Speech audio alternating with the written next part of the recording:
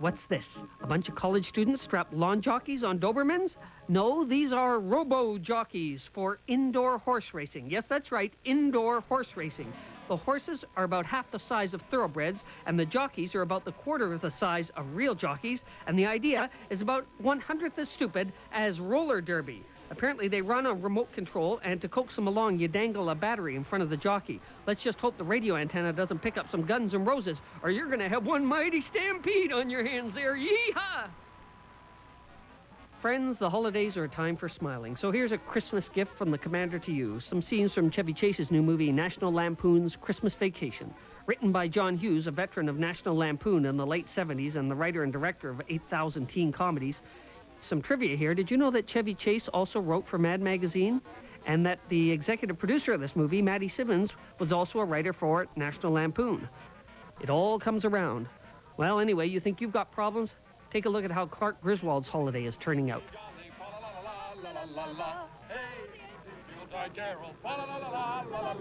Take it, Russ.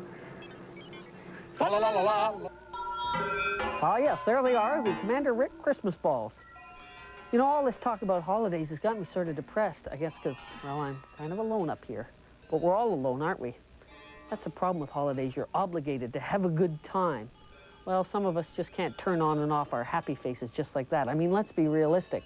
5 billion people can't all be in a mood to go, whee, on December 31st.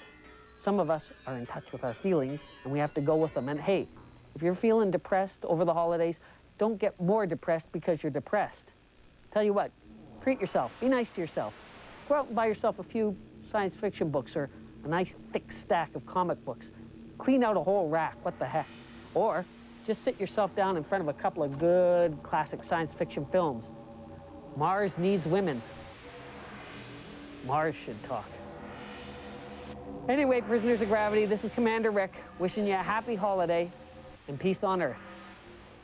Peace on Earth. Science fiction, right? Well, if we can't have peace on Earth, maybe you could just have peace in your own house.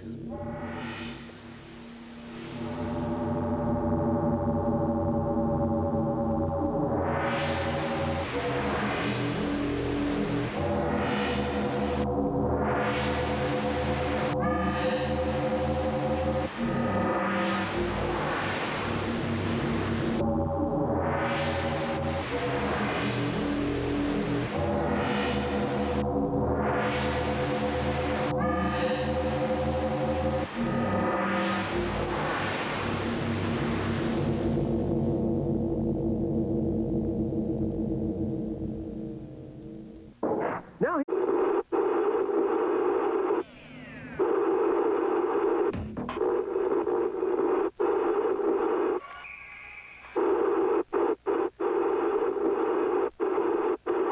The seaweed is always greener. Yeah, I knew Commander Rick. He was my next-door neighbor up until he blasted off into space and left my house covered in soot. calling Earth, being you surface dwellers, you prisoners of gravity. This is Commander Rick in orbit, on board Reality One. How are you doing down there on the planet? The time has come, the walrus said, to speak of other things, of horror films and Clive Barker, who's Britain, Stephen King. But before we get into Clive Barker, I got to tell you some hot news. I managed to tap into a signal, and I picked up a preview of this summer's hottest hit coming up, Dick Tracy, the movie. Chester Gould created Dick Tracy back in 1931. Chester called it Plain Clothes Tracy, but the publisher of the New York News decided to change it to Dick Tracy, and a legend was born. The new movie version will be out for the summer of 1990, hoping that comic book to movie lightning strikes twice. Last year's comic to movie conversion was Batman, and that grossed $250 million. That's enough money to save via rail, and that was before video rental sales.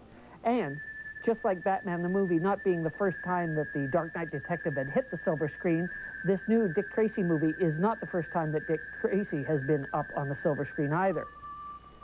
That happened way back in 1937 in a 15-part serial called simply Dick Tracy.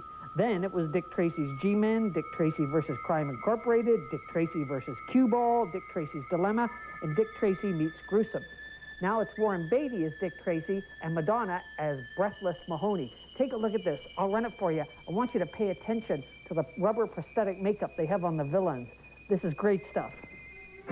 There's a new hero on the horizon for 1990, and he's determined to stop the biggest and meanest group of menacing mobsters ever to hit the big screen.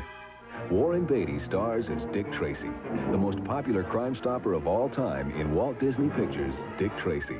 Here's a special preview of this summer movie event. Let's go! Next summer, Big Boy Caprice, Breathless Mahoney, Flat Top, the DA, Prune Face, Mumbles, Lips Manless, and the Blank are out to get the greatest detective of all time. I'm rubbing him out. I want him dead! Nobody touches Tracy but me. Tracy. Tracy? You mind if I call you Dick? I was beginning to wonder what a girl had to do to get arrested. Wearing that dress is a step in the right direction. For a tough guy, you do a lot of pansy things. Extra, extra! Tracy battles mob! Everywhere I turn! It's Tracy! You're under arrest. Aren't you gonna frisk me? Hey, copper, maybe you want to look before you leap. When it's time to fight crime, he's your man.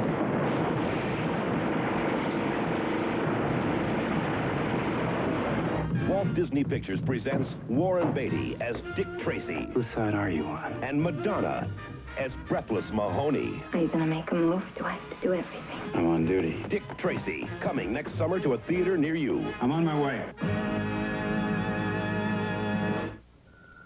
Okay, on to Clive Barker. What makes this British horror meister so terrifying, so scary, is not his use of incredible violence. It's actually violence. Come to think of it, that just reminds me. The December '89 Comics Journal is dedicated to violence in comics. There's a look back at Dr. Frederick Wortham, the author of Seduction of the Innocent, the '50s book that claimed comics were corrupting young minds. And to show things haven't changed, they also have an interview with Dr. Thomas Radecki of the National Coalition on TV Violence, who's taken up the cause. Ah, yes, some things never change. Hey, if you agree that comic books destroy young minds, then you'll definitely want to read Flaming Carrot Comics. This is issue number 23. If you don't know, Flaming Carrot here, he's a normal man who read too many comic books, and then his head burst into flame and turned into a carrot. Of course, he was a little upset about that. Well, hey, you know how people with red hair are always having a temper. The latest story here, it's kind of a useless superhero, you got to admit it. I haven't seen anyone this stupid since Mr. Canoehead. And the latest story, I got to read you the thing. For those who are joining us, Flaming Carrot and his friends, 3 girls named Tramp, Beanie, and Ginger, and the whimsical and wacky Screwball, one of the Flaming Carrot's fellow mystery men, have gone on a camping trip. The group inadvertently stumbles upon a very strange scenario. 9-foot-tall aliens from a far distant dimension have set up an advanced invasion base in an old deserted resort called the Hyacinth House. The aliens are in league with the Flaming Carrot's old archenemy, the mysterious Dr. Whiskerand, who secured a number of well-meaning Star Trek and Doctor Who fans to help the aliens build their strange dynamic machines. This is weird stuff, but it's great, really creative. This is what you call on the edge. Someone's faxed me up the New York Times book review, January 14th, 1990, and there's an article called Getting the Last Laugh, My Life in Comics by Will Eisner. Will, as you may recall, is the man behind The Spirit. Great interview, very thoughtful. Will says, I feel that my original sense of the potential of comics is about to be realized and that the medium can finally lay claim to legitimacy. Will also gets into why he folded The Spirit and what he went on to do. Apparently he started developing educational material in comic book format for industry, for the military, and for schools. Sounds like John Cleese. Actually, to me, all comic books are educational. Hey, I learned more in one issue of the X-Men than I did at 8 years of university, at 8 different universities. Anyway, back to Clive Barker. Clive Barker stories are scary enough to give anyone insomnia. Insomnia, why does that ring a bell? Oh yeah, I just reread all my back issues of Mr. X. You ever read Mr. X? No? Oh, it's great. Really sophisticated comic. No, I don't mean dirty. I mean sophisticated, like really sophisticated. Created by Dean Motter. Mr. X is an enigmatic insomniac architect who wanders a nighttime cityscape that looks like someone combined the sets from the movies Batman and Shape of Things to Come. Stories by Dean Motter and Los Brothers Hernandez. If you want to hear more of Dean, there's an interview with Dean and Mark Asquith in issue 77 of Comics Interview magazine. They talk about working on their comic book sequel to Patrick McGowan's revolutionary Prisoner TV series. I'm Dean Motter, better known as Dean Motter, and I'm writer, artist, art director, designer. you may know me for, or my work as the creator of Mr. X and the writer and illustrator of DC's Prisoner comic book series, and co-writer and designer for the Sacred and the Profane graphic novel. Mr. X was an attempt to do a lot of things a little bit differently in the field. I don't know that I started off with that intention. It was something, I tried to do it for me. I tried to think, if I wanted to buy a comic book, what would I buy? What would interest me now at my age with my background? Having read comics all my life and finding less and less of them out there as I grew older that I would enjoy. Where it sprang from, I'm not exactly sure. It had a lot to do with my own experiences in the city, my interests in architecture and design, my experiences in the rock and roll industry. And I think it evolved from a lot of those things colliding into a genre that I'd been interested in for many years. Mr. X is what you might call an anti-hero, but he's also, he's not even the main presence of the Mr. X comic. He is the background of it. One of the things I was trying to do was flip the traditional formula for creating an alternate world. I mean, the notion that a fantastic character or an unusual character or creature or something exists needs the alternate reality to justify it. Since it clearly doesn't happen in our world, we need another world that can produce those kinds of characters. I wanted a world that not only produced that kind of character, but that kind of character produced. So Mr. X is kind of a reprobate. He's a man who's seen better years. He's a mysterious presence, and we're not sure of his identity per se, but he is, we suspect he might be the architect of this grand city of tomorrow. He seems to be addicted to a drug he may or may not have invented himself, which keeps him awake constantly. And he's a monomaniacal, psychotic, but kind of lovable in his own way. Okay, Clive Barker. Clive is not just a really good horror author. He's actually taken a couple of his books, including Nightbreed and Hellraiser, and turned them into movies, into really good horror movies. Oh, that reminds me, speaking of really new good horror movies, Gail Ann Hurd, who was the producer of Terminators, The Abyss, and Aliens, has just got a new horror film out. It's a different film for her. Rather than set in dark abysses and holes in dank corridors with shadows, it's in broad daylight, set in the Arizona desert. The title is Tremors. It's a salute to the classic science fiction films of the 1950s. You know, the monolith monsters, them, it came from outer space. And like all of the great old horror monster movie films, it starts out with a terrifying discovery. Hey, Fred! Hey there, old Fred! Hey, Fred! Fred.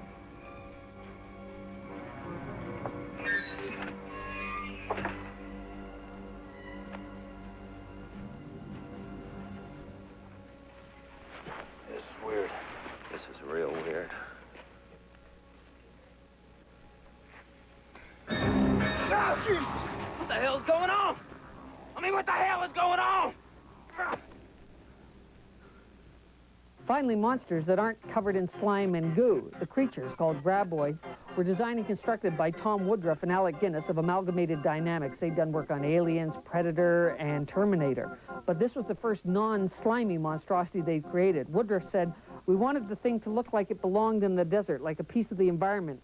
We studied drawings of dinosaurs and rhinos for sheer bulk, and for the creature's skin texture, we were influenced by pachyderm skin." That's an elephant.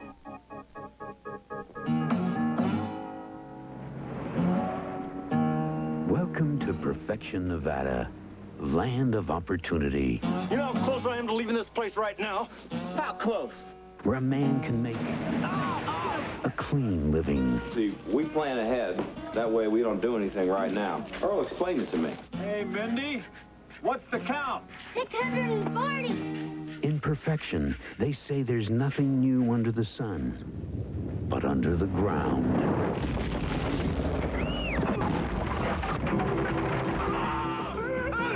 Come on over, baby! are absolutely unprecedented. But where do they come from? I vote for outer space. No way these are local boys. How could they bury a whole station wagon? Now, this valley is just one long smorgasbord. We can make it!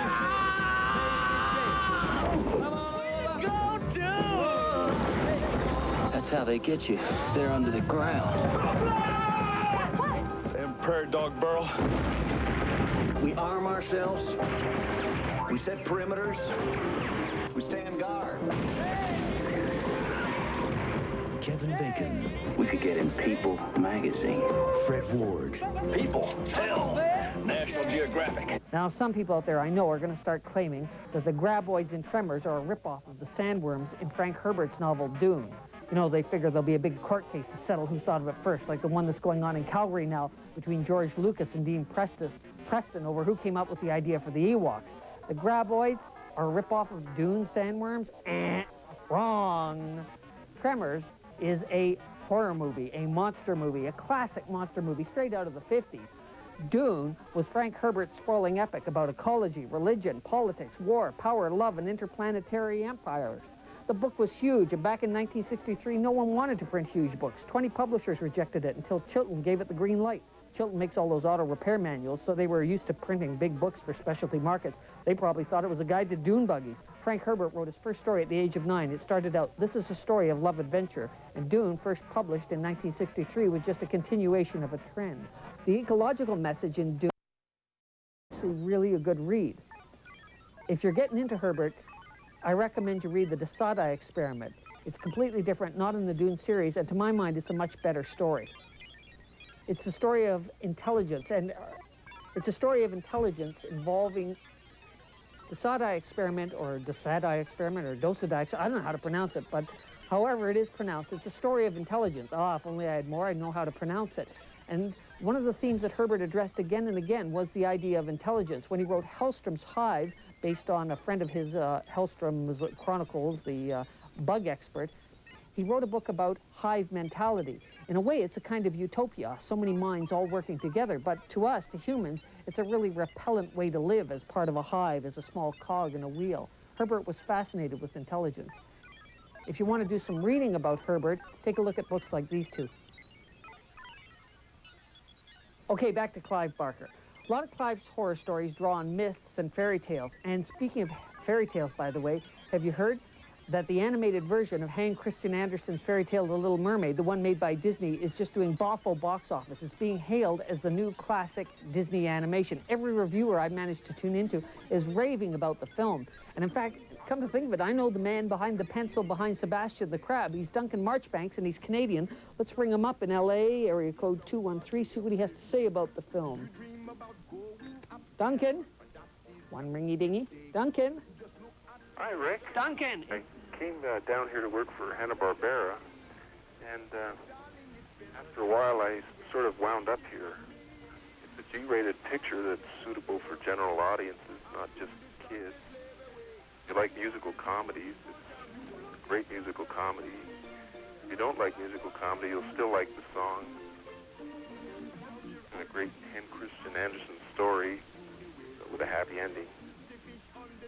And it's got special effects, stuff blowing up all over the place, cartoon characters falling in love like you've never seen them before. All around great entertainment. So do you work in the animation department or the publicity department? Which is it, Duncan? Well, I work in the animation department. Okay. Honest, I don't have points either. That's completely unheard of. So you're just drawing our attention to the movie, is that it? Thank you, ladies and gentlemen. Thank you very much. Thank you. Thank you. Checks in the mail. Okay. Duncan, tell me about the character Sebastian the Crab. Well, he's a small crab. I always saw him as the most intelligent character in the picture. A court musician who gets the role of Jiminy Cricket rudely foisted on him. The job is to keep Ariel from going up to the surface where he might get harpooned or something. How many times have you drawn him now? Oh, I couldn't begin to guess. I mean, it must be thousands. Well, how many cells did you have to do for the movie? How many cells did you draw just that made it to the movie? I have no idea. And is it over 500? Oh, yeah, sure. 1,000? Couple of thousand? Yeah, I'd say a couple of thousand easily. And do you do the in-betweens as well, or just... No, I do the rough drawings, and from there it goes to a cleanup artist. Puts a nice line on it, and pulls it onto a model. There it goes to an in-betweener. Now, did you use a real crab for reference? Yes, I did. It's sort of useful up to a point, but Sebastian doesn't look too much like a real crab. I did have a real crab on my desk, though, in a fish tank, just like in the old publicity stills from the 40s. What other things did you draw from, then, other than the real crab? Well, I looked at the tape that was shot for reference. Live actor Samuel E. Wright did the voice for the character. Had a lot of his expressions. And all the voice was laid... All of the voice work was done ahead of any of the drawing, or was it happening simultaneously? How did that work? The character was pretty much...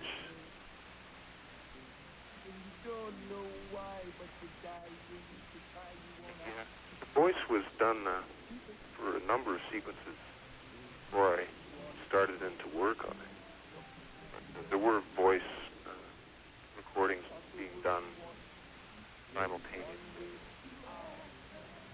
Pick up lines added as the character evolved. Go on and kiss the girl. Sing with me now. Sha-la-la-la-la-la, my oh my, look like the point too shy, ain't gonna kiss the girl. Sha-la. It's, Mildred. Okay, no. Hi, Barker, let's just check out the old electronic mailbag. Got a letter from Janet Schouse of Mississauga, Ontario. She writes, "So sorry to hear about your situation. It must be lonely out there in space." Janet, lonely doesn't begin to describe it out here. Anyway, Janet writes, "One of my favorite series of books is George R.R. Martin's Wild Cards. Perhaps you could work this series into one of your broadcasts." Hey, your wish is my command. If you're into science fiction books or into comic books, then you're going to like Wild Cards because they're comic book heroes in book form. Wild Cards is a shared universe. Shared universe, I know, sounds like something hippies would name their kid, but it means an imaginary world of characters and situations that other writers are invited to write about. It's like a TV sitcom or movie sequels. Almost all the superhero comics are shared universes, and very few of the alternate comics are. Wild Cards has a simple premise. At the end of World War II, a virus was let loose in the atmosphere. A lot of people died, some turned into monsters, and a few developed superpowers. The series chronicles this alternate world. Wild Card books are anthologies edited by George R.R. Martin for Bantam Books. And the good news, Janet, is that Epic Comics will be taking Wild Cards and turning them into a comic book series for the summer of 1990. Keep your eye out for that. They're going to have new material done by people like Louis Shiner and Melinda Snodgrass. Okay, Clive Barker. Well, Clive not only has some books and films around, but he also has a new comic book going, Clive Barker's Hellraiser. Oh, that reminds me, speaking of new comics, Toronto artist Ron Hobbs has just published his first comic. Let's phone him up and pump him for the details. Ron? Rick, I'm here. Ron, it's Commander Rick. Can't get your image. I can hear you. Keep talking. Oh, I'm still here, Rick. I'm trying to come in. Okay. Getting dizzy. What's the comic called, Ron? It's called The Snake. I can see that. What's it about? Well, it's about a mystery man, the Snake.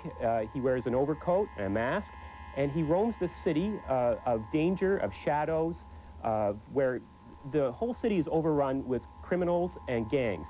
And he works for a man named Salazar, who controls certain territories. They have a nemesis named Madame Joy, and she has her territories as well. But due to circumstances, she intrudes on other territories, and she has to be taught a lesson. For this, they bring in a young man who knows nothing about the world of crime, but he's soon initiated into it. And that's where the fun begins. And is this young man the Snake character, or is No. I see. The Snake works for okay. Yes, the Snake is the man in the background, in the shadows. He's the one who pushes the buttons. Speaking of the shadows, the story sounds kind of like some of the old pulps, like The Shadow, only the shadow knows. Is that fair? Well, it is fair because I was very inspired by mystery characters when I was very young, and the sort of character where you don't know a lot about them, you kind of sense that they're there, but they aren't always there. And other characters work for them, and he does his bidding through those characters. Now, you did the artwork, and the story's by? Dave Dorigo. And who's publishing it? Special Studio out of Brantford. Now, they've done a lot. What other stuff have they done lately? Well, they have Tony Bravado, and they have a few other features coming up. What's your background? Well, illustration, graphics. I was at Sheridan for a few years. But I started drawing comics for myself when I was maybe about 11, 12 years old, and I've done other things as well. But somehow my love of comics has always brought me back to the medium. So this is your first one published. This must be a real rush for you, eh? Well, it is. You can't beat it. All right. Oh, I'm losing the signal. Oh, shoot. We didn't get to Clive Barker. Listen, I'll try and get through again as soon as my batteries are charged up, and we'll talk about Clive, we'll talk about vampires, we'll talk about horror. In the meantime, I'm in touch, so you be in touch. Mail me, fax me, phone me, send me something to let me know you're out there. It's the only way I know I'm getting through to you. They're jamming me. Take care, prisoners of gravity.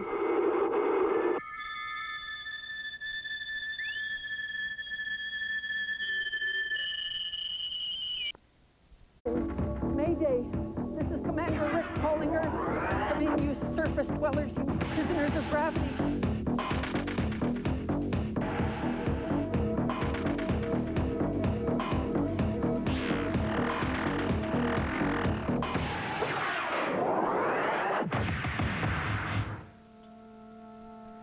Greetings, prisoners of gravity. This is Commander Rick on board Reality 1, high in orbit overhead, pirating your TV signal to spread the news about science fiction and comic books.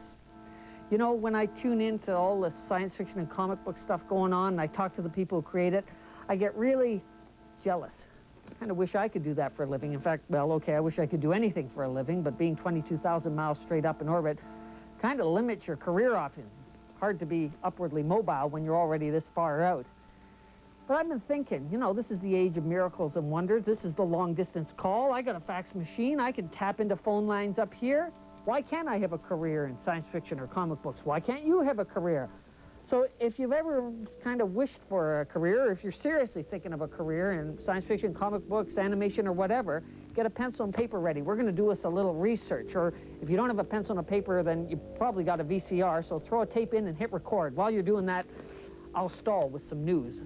Oh, there's a nasty little feud going on between Harvey Pekar, the creator of American Splendor, and Robert Fior, who's a reviewer for Fantagraphic Books. It's going on in the Comics Journal. What happened was Harvey wrote an article on the state of comics, and Robert Fior slammed Pekar professionally and personally in the November '89 issue. So in the December '89 issue, Pekar roars back and rips the skin off Fiore. It's a great reading. I'm rooting for Pekar. Remember a while back I mentioned First Comics was redoing Classics Illustrated? My friend at Ground Control sent me up the first issues of the new Classics Illustrated comics. Look at these things. Adventure Comics will be publishing Alien Nation starting in the summer of '90. Alien Nation was a movie, and now it's a pretty good TV show. The premise is that in 1991, aliens land and are relocated in their own ghetto in downtown Los Angeles. The newcomers, as they're called, are simply the latest foreign immigrants to the land of the free. It's a great story. It's about culture clash and bigotry, basically. I got hold of some of the early comic book artwork. Don't tell anyone. The comic will be set in 1995 and will follow the basic themes of the TV series, but focus on different characters and different plot lines. The Tom Corbett Space Cadet comic, which was based on the 1950s TV serial, which was in fact based on the 1948 Robert Heinlein novel Space Cadet, is going to be reissued or followed up with another 4 issues. They're coming from Eternity Comics. Here's some of the artwork. Very Japanese looking, don't you think? Street Poet Ray. I first met Street Poet Ray, I guess, when my life was pretty much out of whack. I had been freshly convicted of a DUI charge, and for the first time in my life, I really came to grips with the fact that I was an alcoholic. And it was at that moment that a great relief came over me, because I knew for the first time in my life that I was really going to beat it. And I guess that's when Street Poet Ray came to my rescue. Because now, suddenly, there were 48 hours in the day, and it was like my emotions were connected directly to my nerve endings. It was crazy. With Street Poet Ray, I had an